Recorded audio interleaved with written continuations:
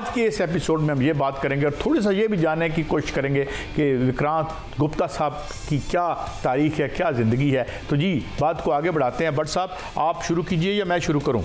Sir जी शुरू तो आप ही ने करना है, लेकिन सिर्फ यहाँ ये बात मैं ज़रूर बताता जाऊँ काजी साहब आपको कि चैंपियन ट्रॉफी 2025 जीत की जो जंग है वो अल्हम्दुलिल्लाह पाकिस्तान में होना ये बहुत बड़ी बात है काजी साहब।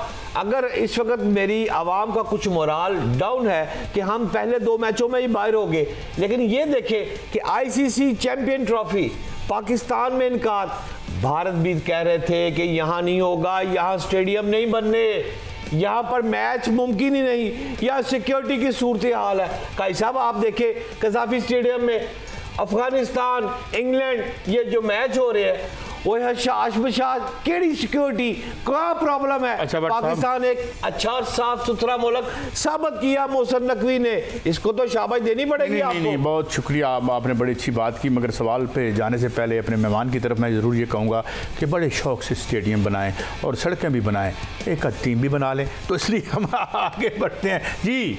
पाजी चैंपियन ट्रॉफी क्या नजर आ रहा है? फाइनल किसी 2 टीमों के नाम बताना पसंद करेंगे? मुश्किल है, वैसे मैं इंडिया को रखना चाहूंगा, बट मुझे पता है कि अब इंडिया का, एंड विद ड्यू अपॉलॉजी मैं कह रहा हूँ, असली चैंपियंस ट्रॉफी इंडिया की अब शुरू होती है। बिकॉज संडे न्यूजीलैंड के साथ मैच है, वो न्यूजीलैंड हमें टेस्ट मैचों में घर पे 3-0 हरा के गया, 3-0। तो इंडिया के लिए बहुत अच्छा हुआ कि विराट ने 100 बनाया और बिजनेस लाइक 100 बनाया। तो उस दिन विराट ने कुछ रिस्क नहीं लिया। ये भी एक लेसन है कि जिस इंसान को, जिस एक्टर को वो देखने गए हैं, वो एक्टर अपने डायलॉग ना बोले पर एंड में वो तालियां उसके लिए बजे। शुभमन गिल को डोमिनेट करने दिया, श्रेयस अय्यर को डोमिनेट करने दिया। किसी स्टेज पे विराट ने ये नहीं कहा मैं ये मार दूं, इधर मार दूं, तालियां। एंड में उन्होंने चौका मारा है जी, मेरे ये 100 रन, ये लो इंडिया जीत गया। सिर्फ 7 चौके थे और रिस्क नहीं लिया, 7 फोर्स ओनली। तो मैं इंडिया को मानता हूं कि है। अच्छा, एक अनसंग हीरो अगर मैंने नहीं कहता है, नाम बहुत बड़ा था, द्रविड़ का नाम, वो जो वो भी कोचिंग और उनका क्या कंट्रीब्यूशन आप समझते हैं इंडियन टीम के लिए? राहुल द्रविड़ ने कंट्रीब्यूशन दी जी, वो अंडर 19 के कोच थे पहले इंडिया के, और जो हमारी नेशनल क्रिकेट एकेडमी है, द ग्रेट राहुल द्रविड़, उसकी कोचिंग से शुरू हुए।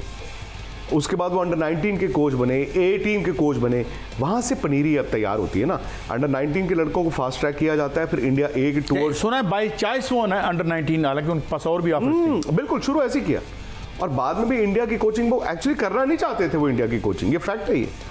ये तो उनको मजबूरी से, नहीं जी नहीं आपको इंडिया की कोचिंग करनी है, तो उन्होंने 2021 में कॉन्ट्रैक्ट लिया। द्रविड़ का क्या था कि वो जब कप्तान बने थे उस टाइम पे कोच थे ग्रेग चैपल, और वो बड़ा गंदा एक पीरियड हमारे लिए गया। मैं ग्रेग चैपल का कसूर नहीं मानता, सबका ही है। आई थिंक राहुल द्रविड़ ने उस टाइम पे एज कप्तान बहुत बड़ी गलती की। उन्होंने कोच को हावी होने दिया और बाकी प्लेयर्स जो थे उनसे नाराज थे कि यार ये हमारे साथ क्रिकेट खेला है और ये हमारे लिए नहीं स्टैंड लेता, including the likes of maybe Tendulkar, Ganguly, everybody.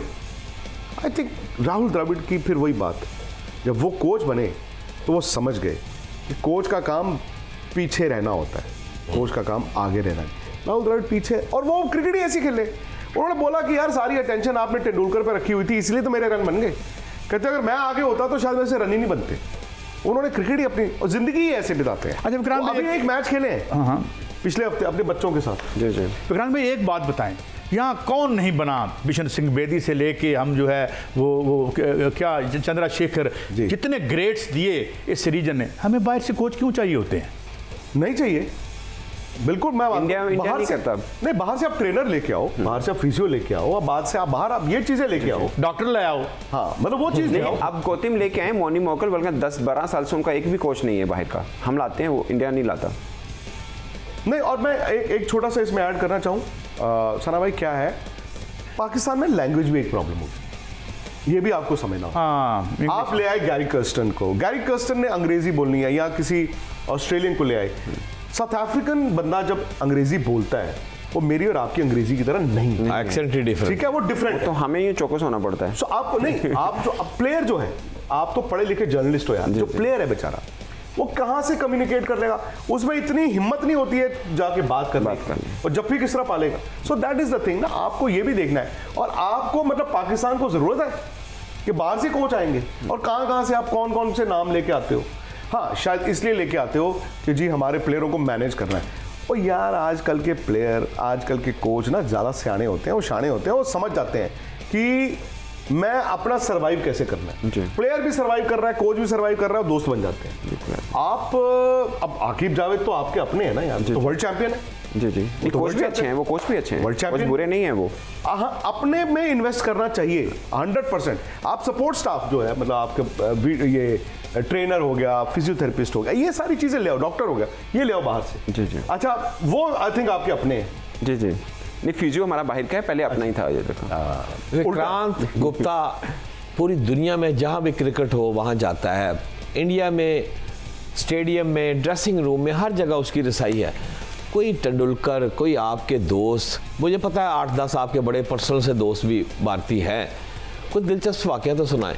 Dressing room में कोई चीज़ ऐसी आपको नजर आई हो जो आपको आज तक याद हो? दीवार रखी सर, एक हमेशा एक दीवार रखी कि ड्रेसिंग रूम उनका है और उनको वो इज्जत दी। एक वो जनरेशन के हिसाब से भी है, वो जनरेशन ना आज भी उनसे आप बात कर सकते हैं। इस जनरेशन से थोड़ा मुश्किल है।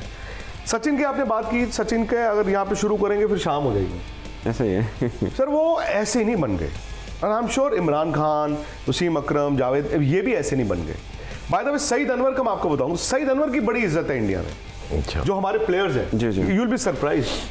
सौरव गांगुली सईद अनवर को बहुत हाईली रेट करते हैं। सचिन, ये सईद अनवर का बहुत रिस्पेक्ट है। बाकी तो देखिए पोस्टर बॉयज शोएब अख्तर है, शाहिद अफरीदी, नॉर्मली ओपनर की ज्यादा रिस्पेक्ट है। सईद अनवर को कुछ समहाउ रन बहुत किए, नहीं, प्यार जी जी। और सईद अनवर को अपने से, जैसे ना उम्र से बड़े वाले को इज्जत देना, जी जी, वैसे भी मैंने देखा है।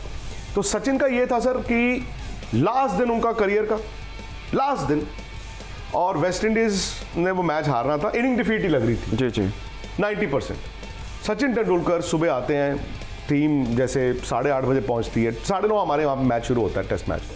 तो ये उस दिन 7:30 आ गए, 1 घंटा उन्होंने नेट लगा लिया। फिर उसके बाद इंडियन टीम आई, वो प्रैक्टिस हुई, मैच शुरू हुआ 9:30, 11:15 बजे वो इनिंग डिफीट हो गई उनकी, वेस्ट इंडीज़ की। इंडिया की सेकंड बैटिंग ही नहीं आई, इंडिया मैच जीत गया। वो इमोशनल दिन हुआ, वो स्पीच हुई, इनको शाम को भारत रत्न दिया गया जो कि इंडिया का सबसे बड़ा अवार्ड है। फिर मैंने इंटरव्यू किया, मैं कहा पाजी, मुझे पाजी कहते हैं उनको। अच्छा, पाजी कैसे कहते हैं? वो मराठी हैं, तो हम लोग सचिन भाई, लेकिन उनका उठना बैठना क्या, वो यंगस्टर्स के साथ रहते थे। ये यूवी, भज्जी, नेहरा, सहवाग, अब ये नॉर्थ इंडियंस जो होते हैं वो पाजी करके बात करते हैं, तो सचिन का निकनेम ही पाजी हो गया।